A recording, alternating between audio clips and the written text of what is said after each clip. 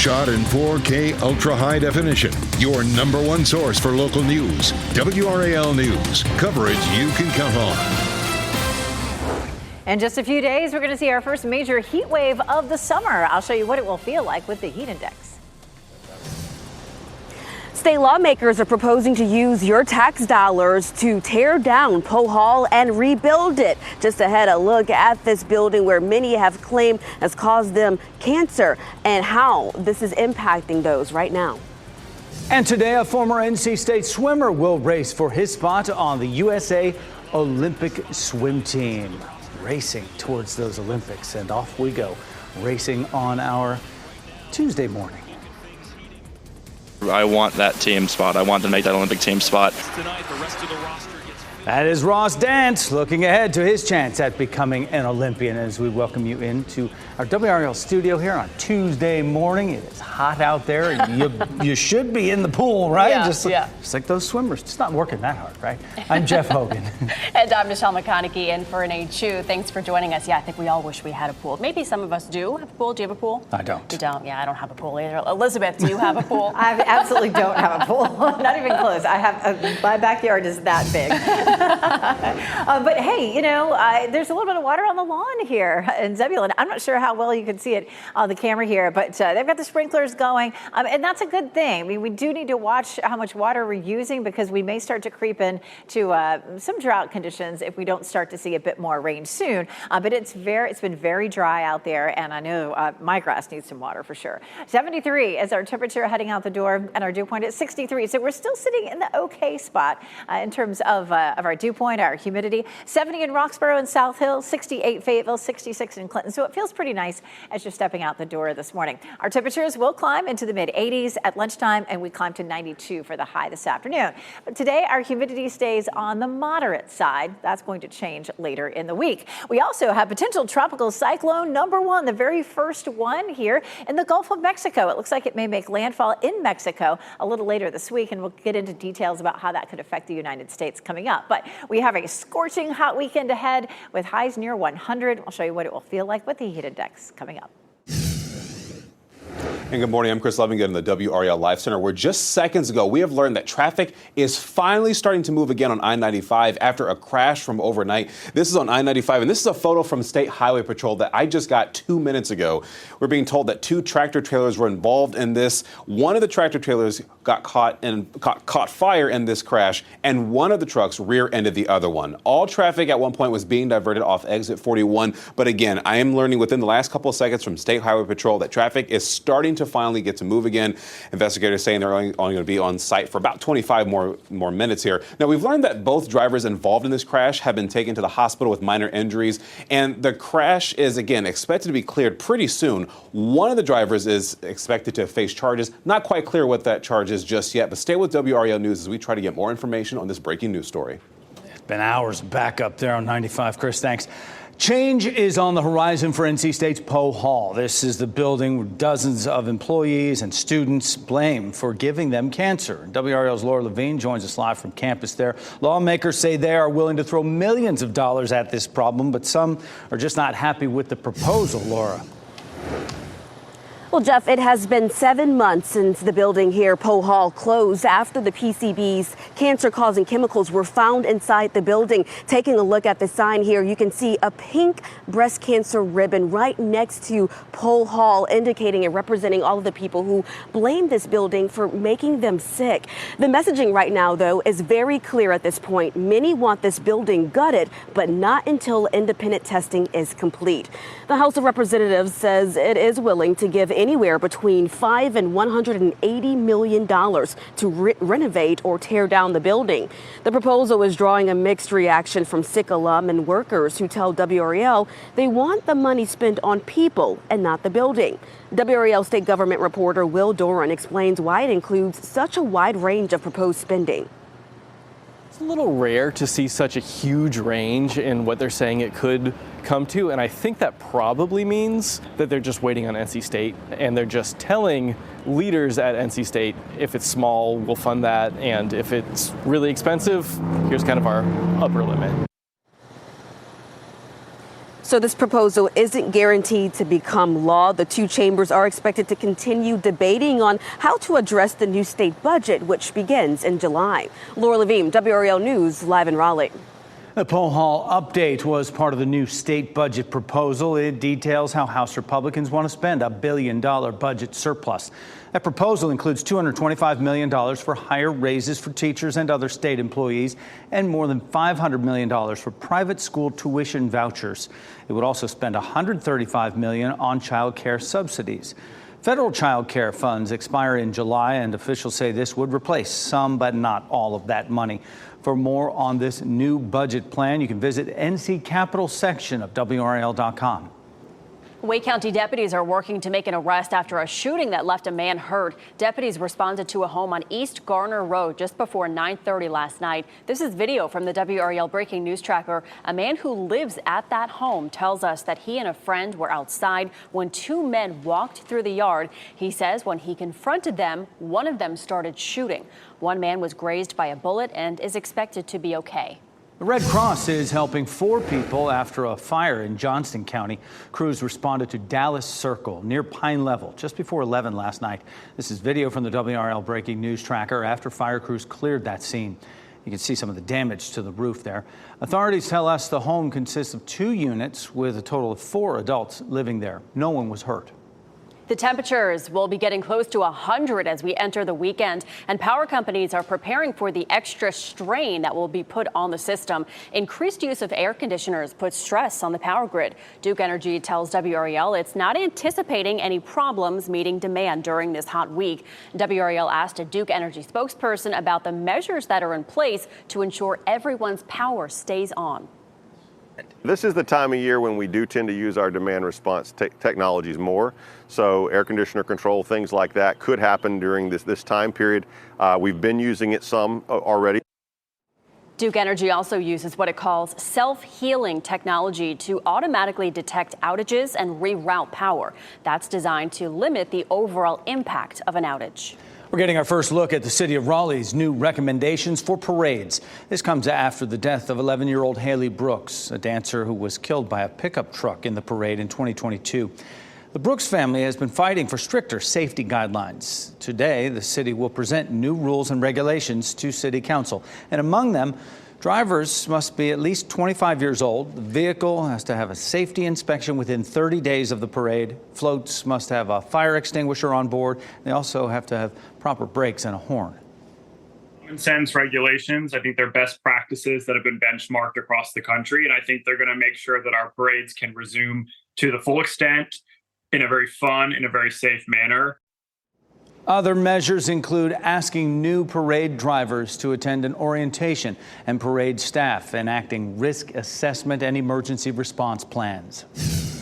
Today, Boeing CEO will testify on Capitol Hill. That's where you're looking live this morning. He's expected to admit his company is far from perfect. Dave Calhoun is due to appear before a Senate subcommittee today. He'll address whistleblower complaints about Boeing's safety. This will be his first appearance in Congress since a door plug blew off the side of a MAX 737 jet mid-flight back in January. Calhoun is expected to tell senators that Boeing is taking steps in the right direction. And tonight, a former NC State swimmer will race for a spot on the U.S. Olympic team. Ross Dant is training with the Wolfpack Elite right here in Raleigh. He is the 4th seed in the 800 free final. Dant spoke with WRAL about his mindset going into tonight's trials. He says that making the Olympic team after missing out on a spot in 2021 is something that he has been working very hard for.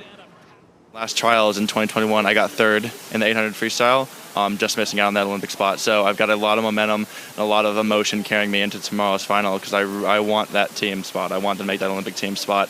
I was so close 3 years ago, and I have worked really hard every day, and that's something I've thought about every single day.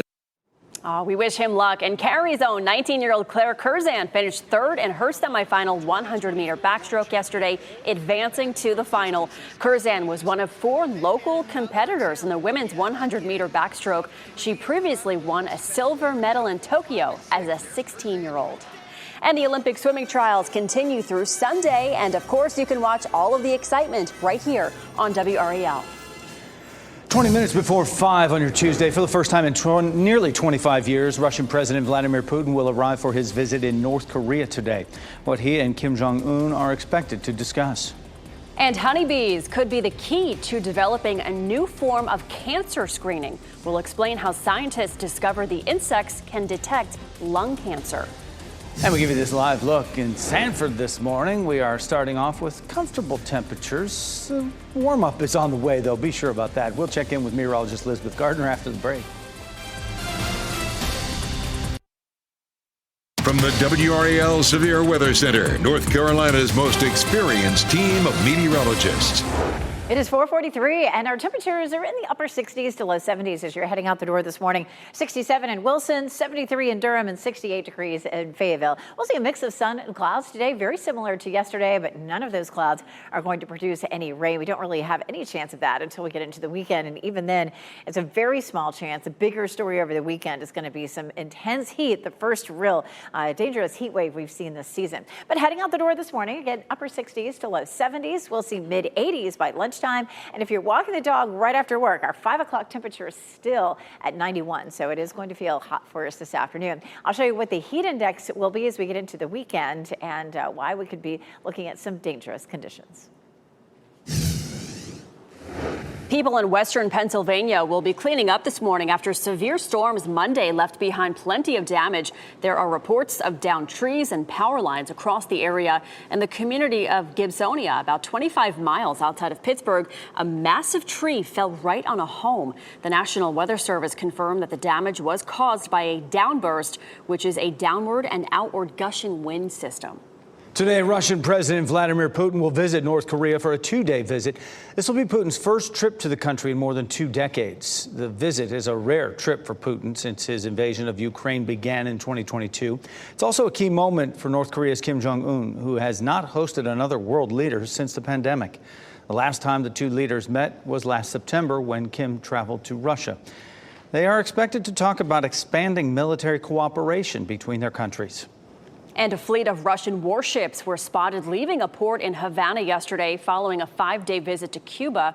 The Russian ships arrived at the port last week. The Russian Ministry of Defense reported that the fleet was conducting military drills in the Atlantic Ocean during its visit. It's unclear where the fleet will travel next, but U.S. officials say the vessels could possibly make a stop in Venezuela. 3 people are dead after a shooting at an office space in Toronto. Authorities say a man and a woman were shot to death yesterday at an office space near a daycare center and a school. The suspected shooter, also died. The incident prompted a lockdown of both the daycare facility and the nearby elementary school. Authorities said the man and woman who were killed worked together. However, the identities of the victims and the shooter have not been released. Person County is setting aside tens of thousands of dollars in incentives for staff members working extra hours caring for foster children.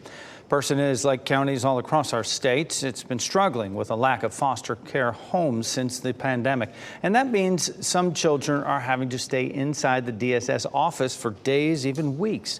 The county is working to recruit more foster families and asks anyone interested to reach out to the Person County DSS office directly. Today, Wake Tech is holding a groundbreaking ceremony for a new instructional building. It's happening this morning at 11 o'clock at Wake Tech East in Wendell. Wake Tech East will open to students in August. The new building, called the Advanced Technology Center, will house the college's biopharmaceutical technology degree program. The Coast Guard says its investigation into the implosion of the Titan submersible 1 year ago today still remains active. The Titan imploded while it was on its way to the wreckage of the Titanic. The disaster sparked a massive international search that captured public attention for days. All 5 people who were on the vessel died.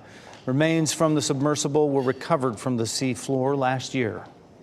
Honeybees not only help to pollinate the world's food, scientists say they can also detect lung cancer. Researchers at Michigan State University found honeybees can detect chemicals associated with lung cancer in people's breath. When presented with 2 synthetic odors, one that contained compounds present in the breath of a person who has cancer and one without, researchers found honeybees could tell the difference between which odor contained cancer. They were also able to recognize various types of lung cancer. Scientists say the discovery could help patients receive specific diagnoses quickly. Time now 4:47, going on 4:48 on your Tuesday morning. Meteorologist Elizabeth Gardner with a beautiful look over Zebulon. Feels nice out there. The sun's not up yet, Elizabeth, but we're in for a hot week. We are in for a very hot week. The next few days will be a little closer to normal, but we get into Friday. Friday's going to be the day that we start to see that heat building, and then Saturday, Sunday, Monday, maybe even into Tuesday. It's going to be pretty dramatic for us. Watering happening there on the lawn here in Zebulon at the beautiful historic town hall. I need to do that at my house as well. You may think about that too. We are behind considerably for this month, for the last 30 days in terms of rainfall. And so I think lawns, gardens are starting to dry out. 73 degrees right now. Our temperature climbs into the mid 80s by lunchtime. So if you're going to be out and about in the yard, in the garden in the morning, always the best time this time of year, because it takes a while for those temperatures to cool off in the evening. This garden, absolutely beautiful. Deborah Page from Brattleboro sent us this gorgeous flower here from her backyard. Thanks for sending us that. We would love to see your photos too. Go to WRAL.com, search Weather Watchers, and send us what you have happening at your house or your neighborhood or on your vacation. 92, Raleigh, Durham, and Fayetteville for this afternoon, so it will be warm. Like yesterday, we'll have a mix of sun and clouds. And right now, our dew point is sitting at 63, which keeps us in the tolerable zone. That is likely to climb to tropical just in a few days, and that's what's going to put us into the danger zone. Notice Saturday and Sunday, even Friday, we start to creep up closer to tropical, so that's going to put our dew point in the 70s, and that's going to feel oppressively sticky. We take a look at our available moisture. We're a little drier for today and tomorrow, but we'll start to see some waves of moisture moving up from the tropics, and that's going to increase our humidity starting on Friday and into the weekend. The humidity is the green shaded area, and that really goes up as we get through the next several days. Dangerous heat on tap this weekend. Heat index at 100, 105, maybe even 107. We have high pressure that will be building in, and that's going to help to create all this heat. By Friday, it'll feel like 99, feeling like 104 on Saturday, and it just gets a hotter feeling from there. Saturday and Sunday, we'll likely see a heat index as high as 104, 105, and that means that we could end up with a heat advisory, the first one of the season. A heat index 104 to 109 would bring us a heat advisory, and excessive heat warning would be at 110 or above. That's less likely, but a heat advisory is looking more and more likely for our area. The last heat advisory we had was August 27th last year, and August 16th was the last excessive heat warning. So there's what it looks like. 99 on Sunday and Monday. We do have a very small chance of a few showers and thunderstorms, which could be tropical related. I'll show you what is happening in the tropics, including our first system of the year coming up. Thanks, Elizabeth. The actor known for playing roles like Gandalf in the Lord of the Rings movies is recovering now after an onstage accident. We'll tell you what happened that sent Ian McKellen to the hospital. And how you can celebrate Juneteenth with the help of the National Park Service. More steps are being taken to protect your children online. The U.S. Surgeon General is calling for warning labels on social media platforms. They would be similar to the ones we see on cigarettes and alcohol. WRAL's Destiny Patterson spoke with a parent and their son about what their thoughts on this are.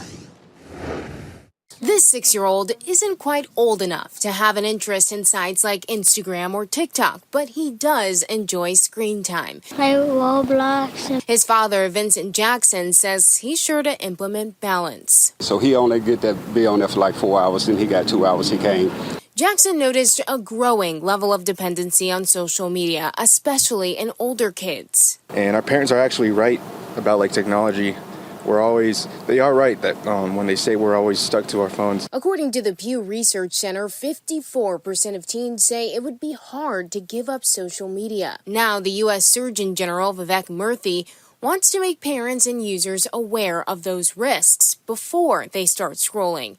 He's calling for social media warning labels similar to those for tobacco. When Congress authorized these labels for tobacco more than half a century ago, or nearly half a century ago, the smoking rate in America was above 40%. Today, it's under 12%. That's an extraordinary amount of progress. Labels were a part of that effort. These labels would warn users of the potential mental health harms. UNC teaching assistant Professor Rosa Lee says social media is not one size fits all. Do you think that a warning label would be effective in helping reduce some of those negative effects. The science still really isn't fully settled on whether social media is harmful for everyone. So I think just putting a warning, a general warning for all kids might not be the most effective because not all kids might be harmed by social media use. For the Jacksons, warning label or not, moderation is key. And a label would require congressional action. Murthy says it would remind parents and users that it has not been proven safe. And while some social media sites have taken steps to better protect users, Murthy says more needs to be done. Tomorrow you can visit a national park for free. The National Park Service is waiving entry fees at all parks in honor of Juneteenth. This year is the first time it'll be a free entry day at U.S. national parks. And while entry is free, fees will remain in effect for parking and activities like camping and fishing. Here in North Carolina, Wright Brothers National Monument is the only national park with an entrance fee. Actor Ian McKellen is recovering after falling during a performance last night. The 85-year-old is currently starring in Player Kings in a London theater. NBC reports that McKellen lost his footing and fell off the stage during a fight scene. In a statement, the play's producers say the actor, best known for his roles in The Lord of the Rings and the Hobbit trilogies, will make a full recovery. They're just giving him time to rest. They canceled tonight's show. Fans will still get a chance to catch him on stage. The show will run for 12 weeks. An investigation is underway in Raleigh after a man was hurt in a shooting. What investigators believe led up to this? And we're hearing from the survivor of a shark attack in California. I knew I had been hit by a shark, and I tussled with the animal for what was seconds. His first-hand accounts of the terrifying experience.